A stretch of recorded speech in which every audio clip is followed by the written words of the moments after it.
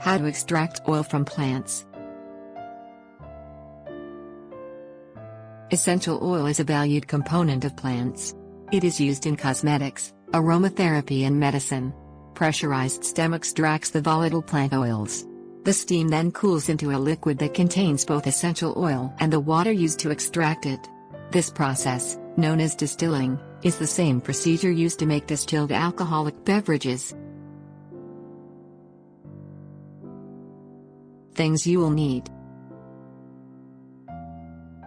distilling equipment, medium-size container. Harvest plant material right before beginning the distillation process, to ensure it is at its freshest.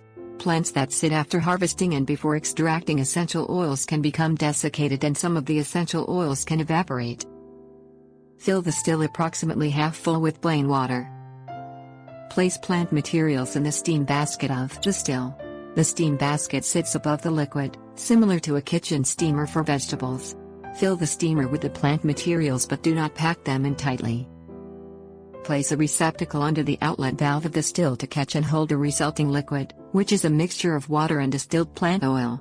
The oil will rise to the top and you can skim it off and separate it from the distilling water. Put the still together, following the directions and procedures relative to your particular model.